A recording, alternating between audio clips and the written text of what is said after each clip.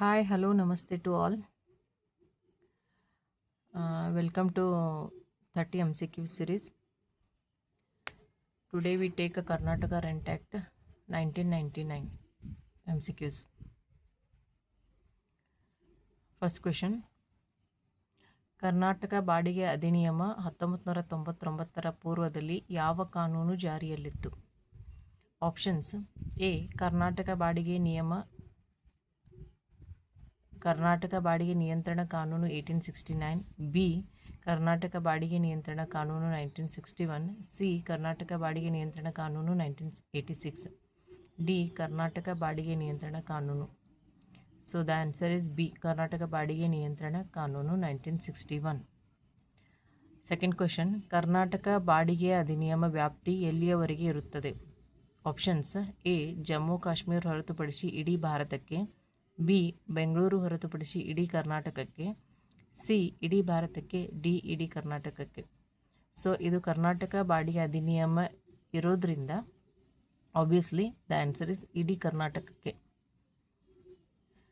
The question 3. ಈ ಅಧಿನಿಯಮದ ಕಲಮು 3A ಕೋಣೆ, hotel ಹಾಗೂ ವಸತಿ ಗೃಹದ ನಿವೇಶನಗಳನ್ನು ಕಟ್ಟಡ ವ್ಯಾಪ್ತಿಯಿಂದ ಹೊರತುಪಡಿಸುತ್ತದೆ. ಆಪ್ಷನ್ಸ್: ಎ ತಪ್ಪು, ಬಿ ಸರಿ, ಸಿ ಹೊರತುಪಡಿಸುವುದಿಲ್ಲ, ಡಿ ಮೇಲಿನವುಗಳಲ್ಲಿ ಒಂದು. ಆಪ್ಷನ್ ಬಿ ಸರಿ. Question number 4. ಈ ಅಧಿನಿಯಮ ಈ ಕೆಳಗೆ ಕಾಣಿಸಿದ ಯಾವ ಪರಿಸರಕ್ಕೆ ಅನ್ವಯಿಸುವುದಿಲ್ಲ? Options: A. ರಾಜ್ಯ ಸರ್ಕಾರ ಅಥವಾ ಕೇಂದ್ರ ಸರ್ಕಾರ ಅಥವಾ ಸ್ಥಾನಿಕ ಪ್ರಾಧಿಕಾರದ ಒಡೆತನದಲ್ಲಿರುವ, ಬಿ. ಮುಜುರೈ ಅಥವಾ ಧಾರ್ಮಿಕ ಅಥವಾ ಧರ್ಮಕಾಯ ಸಂಸ್ಥೆ, ಸಿ. ಪಕ್ಷ ಸಂಸ್ಥೆ, ಡಿ. ಮೇಲಿನವು ಎಲ್ಲವೂ. So the answer is D. ಮೇಲಿನ ಎಲ್ಲವೂ. Question number 5. ಕರ್ನಾಟಕ ಬಾಡಿಗೆ ಅಧಿನಿಯಮದ ಪರಿಸರ ಎಂದರೆ ಯಾವುದೇ ಭೂಮಿ ಒಕ್ಕಲುತನಕ್ಕೆ ಉಪಯೋಗಿಸದೇ ಇರುವುದು ಎನ್ನುತ್ತಾರೆ. ಆಪ್ಷನ್ಸ್: ಎ ಸರಿ, ಬಿ ತಪ್ಪು, ಸಿ ಪರಿಸರ ವ್ಯಾಪ್ತಿಗೊಳಿಸುವುದಿಲ್ಲ, ಡಿ ವ್ಯಾಪ್ತಿಗೊಳಿಸುತ್ತದೆ.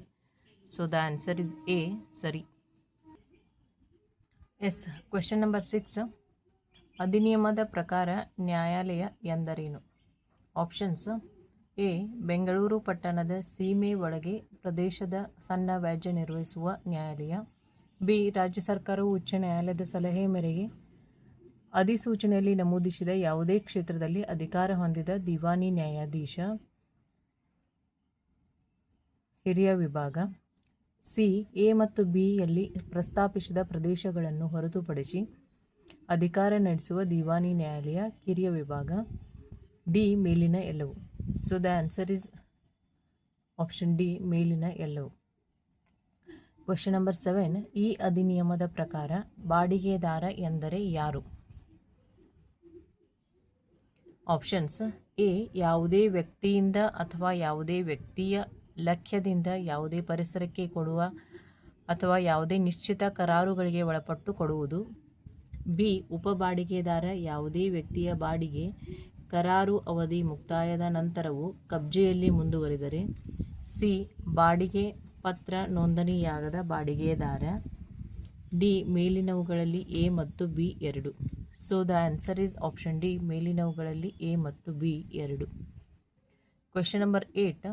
ಈ ಅಧಿನಿಯಮದ ಪ್ರಕಾರ ಕುಟುಂಬ ಎಂದರೇನು?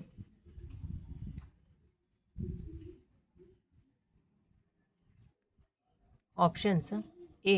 ಯಾವುದೇ ವ್ಯಕ್ತಿಗೆ ಸಂಬಂಧಿಸಿದ ಹೆಂಡತಿ ಅಥವಾ ಗಂಡ ಹಾಗೂ ಅವನ ಅಥವಾ ಅವಳ ಮೇಲೆ ಅವಲಂಬಿಸಿದ ವ್ಯಕ್ತಿಗಳು, ಬಿ. ತಂದೆ ತಾಯಿಗಳು, ಸಿ. ಅರ್ಜಿ ಮತ್ತು ಆಜ್ಞೆ, ಡಿ. ಮೇಲಿನವು ಎಲ್ಲವೂ. So the answer is A. ಯಾವುದೇ ವ್ಯಕ್ತಿಗೆ ಸಂಬಂಧಿಸಿದ ಹೆಂಡತಿ ಅಥವಾ ಗಂಡ ಹಾಗೂ ಅವನ ಅಥವಾ ಅವಳ ಮೇಲಿನ ಅವಲಂಬಿಸಿದ ವ್ಯಕ್ತಿಗಳು. Question number 9. ಈ ಅಧಿನಿಯಮದ ಕಲಂ ಡ್ಯಾಶ್ ಮಾಲೀಕ ಅಥವಾ ಬ್ರಾಕೆಟ್ನಲ್ಲಿ ಒಡೆ ಅಂತ ಕೊಟ್ಟಿದ್ದಾರೆ ಬಗ್ಗೆ ಹೇಳುತ್ತದೆ. Options: A. 3D, B. 3E, C. 3R, D. 3M. So the answer is option B. 3E. Question number 10.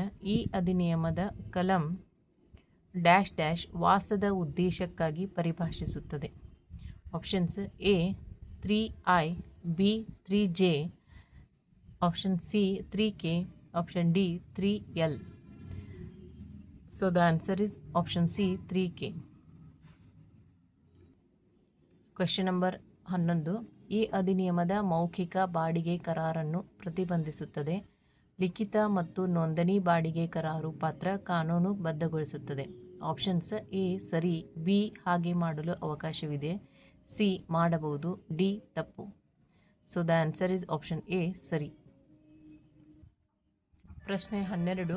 ಈ ಅಧಿನಿಯಮದ ಜಾರಿಗೆ ಬರುವ ಪೂರ್ವದಲ್ಲಿ ಮಾಡಿಕೊಳ್ಳಲಾದ ಲಿಖಿತ ಬಾಡಿಗೆ ಕರಾರು ಪತ್ರವನ್ನು ಈ ಅಧಿನಿಯಮದ ಜಾರಿಗೆ ಬಂದ ನಂತರ ಕಡ್ಡಾಯವಾಗಿ ನೋಂದಣಿ ಕಾನೂನು ಪ್ರಕಾರ ನೋಂದಣಿ ಮಾಡಿಸುವುದು ಅವಶ್ಯಕವೇ? ಆಪ್ಷನ್ಸ್: ಎ ಇಲ್ಲ, ಬಿ ಹೌದು, ಸಿ ಅದಕ್ಕೆ ಸಂಬಂಧವಿಲ್ಲ, ಡಿ ಮೇಲಿನವುಗಳಲ್ಲಿ ಒಂದು. So the answer is option B ಹೌದು. 13ನೇ ಪ್ರಶ್ನೆ. ಈ ಅಧಿನಿಯಮದ ಪಿತ್ರಾರ್ಜಿತ ಬಾಡಿಗೆತನ ಪ್ರತಿಬಂಧಿಸುತ್ತದೆ. ಆಪ್ಷನ್ಸ್: ಎ ತಪ್ಪು, ಬಿ ಇಲ್ಲ, ಸಿ ಕಾನೂನಿನಲ್ಲಿ ಹೇಳಿದ್ದರೆ, ಡಿ ಸರಿ. So the answer is option D ಸರಿ. ಪ್ರಶ್ನೆ 14. ಬಾಡಿಗೆದಾರನು ಮರಣ ಹೊಂದಿದ ಸಂದರ್ಭದಲ್ಲಿ ಅವನ ಬಾಡಿಗೆದಾರಿಕೆ ಹಕ್ಕು ಮರಣ ಹೊಂದಿದ ಎಷ್ಟು ವರ್ಷಗಳವರೆಗೆ ಮುಂದುವರಿಯುತ್ತದೆ? ಆಪ್ಷನ್ಸ್: ಎ 5 ವರ್ಷ, ಬಿ 1 ವರ್ಷ, ಸಿ 6 ವರ್ಷ, ಆಪ್ಷನ್ ಡಿ 8 ವರ್ಷ. So the answer is option A 5 ವರ್ಷ. ಇದಕ್ಕೆ ಸಂಬಂಧಪಟ್ಟಿರೋ ಸೆಕ್ಷನ್ 5 ಅಲ್ಲಿ ಇದನ್ನು ನೋಡ್ಬೋದು. ಪ್ರಶ್ನೆ 15. ಮೃತ ಬಾಡಿಗೆದಾರನೊಂದಿಗೆ ವಾಸಿಸುತ್ತಿದ್ದ ಅವನ ಅವಲಂಬಿತರು ಸ್ಥಾನಿಕ ಯಾವುದೇ ಪರಿಸರವನ್ನು ಹೊಂದಿದ್ದರೂ ಬಾಡಿಗೆದಾರಿಕೆಯಿಂದ ಮುಂದುವರಿಯುವ ಹಕ್ಕು ಪ್ರಾಪ್ತವಾಗುತ್ತದೆಯೇ? ಆಪ್ಷನ್ಸ್: ಎ ಇಲ್ಲ, ಬಿ ಹೌದು, ಸಿ ಪ್ರಾಪ್ತವಾಗುತ್ತದೆ, ಡಿ ಕಾನೂನಿನಲ್ಲಿ ಹೇಳಿದೆ. So the answer is option A ಇಲ್ಲ.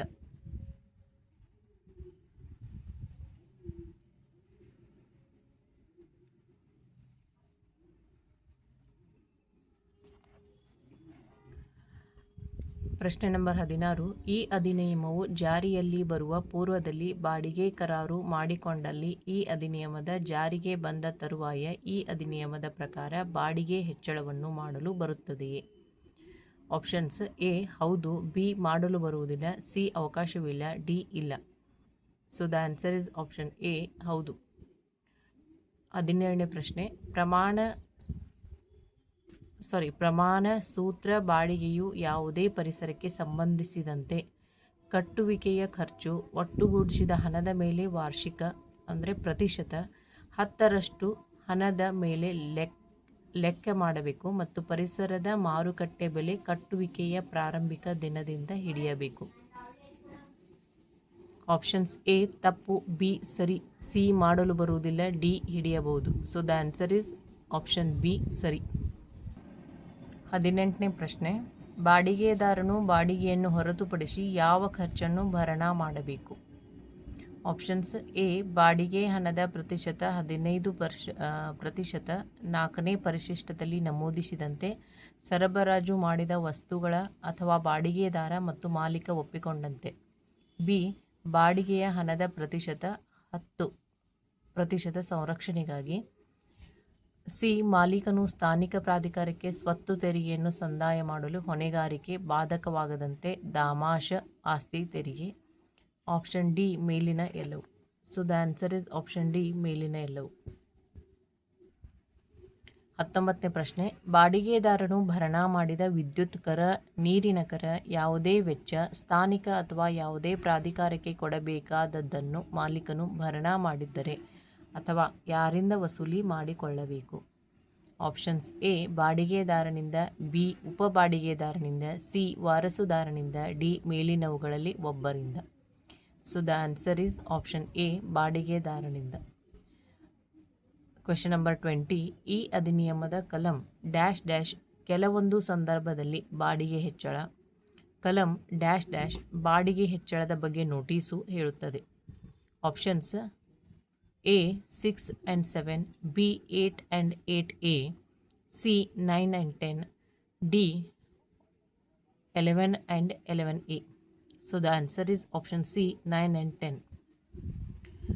21ನೇ ಪ್ರಶ್ನೆ. ಬಾಡಿಗೆದಾರನಿಂದ ಮಾಲೀಕನು ಗೈರು ಕಾಯ್ದೆಶೀರ್ ವೆಚ್ಚವನ್ನು ಕೇಳಬಹುದೇ? ಆಪ್ಷನ್ಸ್ ಎ ಇಲ್ಲ, ಬಿ ಹೌದು, ಸಿ ಕಾನೂನಿನಲ್ಲಿ ಹೇಳಿದರೆ, ಡಿ ಕೇಳಬಹುದು. So the answer is option A ಇಲ್ಲ. ಯಾವುದೇ ಕಾರಣಕ್ಕೂ ಬಾಡಿಗೆದಾರನಿಂದ ಮಾಲೀಕನು ಗೈರ್ಕಾಯ್ದೆಶೀರ್ ಅಂದರೆ ಇಲ್ಲೀಗಲ್ ಆಗಿ ವೆಚ್ಚವನ್ನು ಕೇಳಲಿಕ್ಕಾಗದು.